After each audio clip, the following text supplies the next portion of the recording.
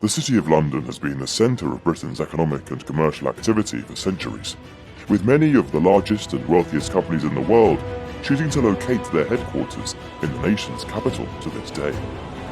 However, none of these modern businesses can compare to what was undoubtedly the most powerful multinational corporation the world has ever seen. Established over 400 years ago, the East India Company, from its headquarters on Leadenhall Street, would rise from humble beginnings as a trading company for voyages to India, to effectively becoming the de facto state government of the entire subcontinent. During its heyday, the company would surpass the strength and wealth of even the mightiest nation-states, and with its own private armies would push aside the long-established native dynasties of India, seizing control of their territories for itself. All this would be achieved by maintaining an iron grip on the most valuable trade routes in the world, which generated staggering amounts of wealth for its employees and shareholders.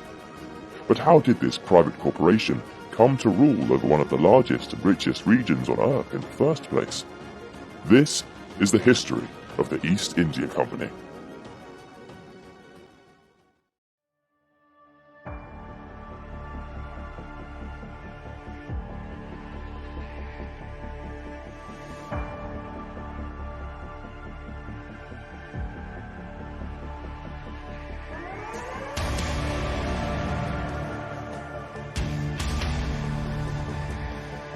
We need to go back to New Year's Eve on 1600, well into the reign of Elizabeth I.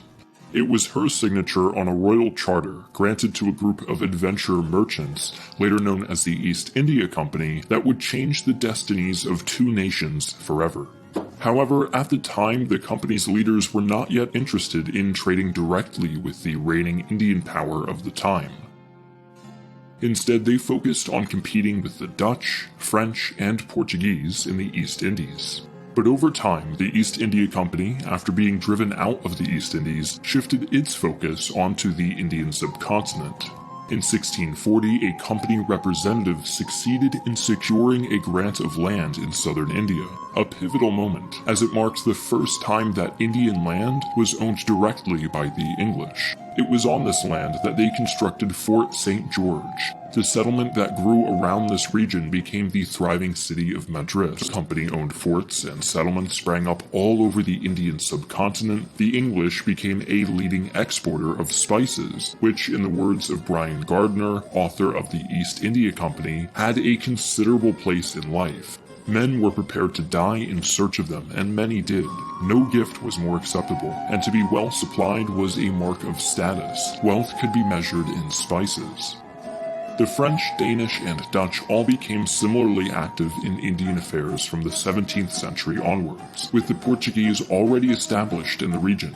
As the 18th century commenced, the Europeans became increasingly involved in Indian affairs. They could afford to, because the Mughal Empire, which once ruled over not just the majority of India, but also parts of modern-day Pakistan, Afghanistan, and Bangladesh, was on the decline in the wake of very costly wars of conquest. The Mughals suffered from repeated invasions by Persians, Afghans, and other Indians. In 1739, the Mughal capital, Delhi, was sacked by the Persian ruler Nader Shah, following the decisive Battle of Kurna, and in 1748, Nader Shah's protege, the Afghan Ahmed Shah Durrani, also led his armies into Mughal territory, beginning his own invasion. Due to these factors, by the middle of the 18th century, the Mughal emperor took the role of a figurehead to many new empowered local rulers. As the Mughals weakened, the Maratha kingdom in the central west of India was carving out an empire of its own.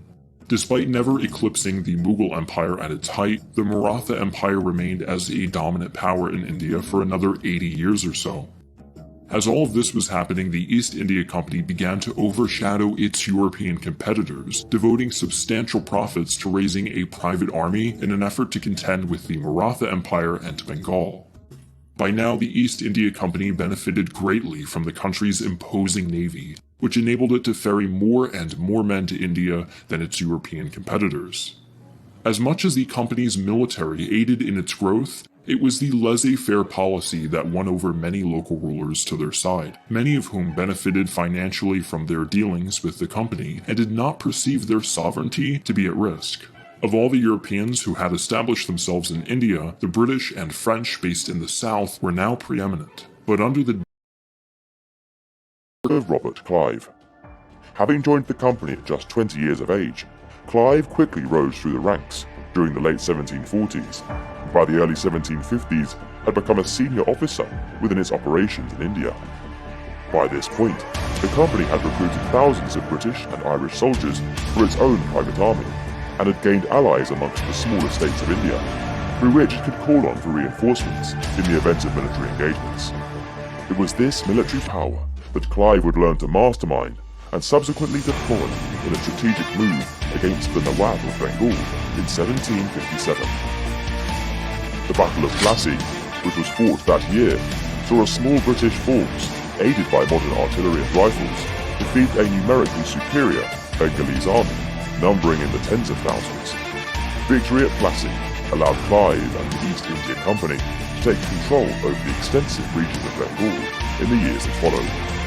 This was the first major development for the company's rule in India, which saw it expand from a handful of forts and factories to acquiring direct control over an extensive piece of territory.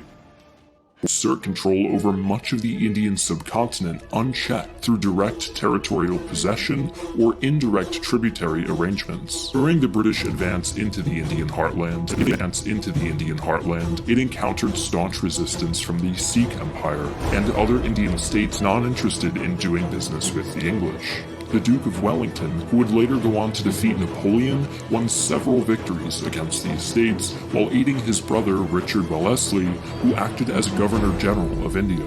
Consequently, by the turn of the 19th century, the Wellesley brothers had succeeded in leaving behind them the foundations of an empire greater even that of Akbar himself. The middle of the 19th century drew closer, and Indian national consciousness began to take form, as company rule resulted in a wider array of social and economic reforms being demanded from increasingly alienated local rulers.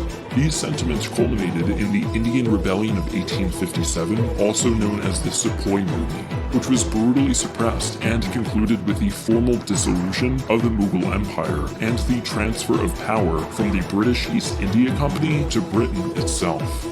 Power now rested in the hands of the British Crown directly, and as the 19th century continued, India's resources and the livelihoods of its people were exploited to fuel the Industrial Revolution in Britain, leading to a series of famines which shook the Indian economy to the core and left millions of Indians dead.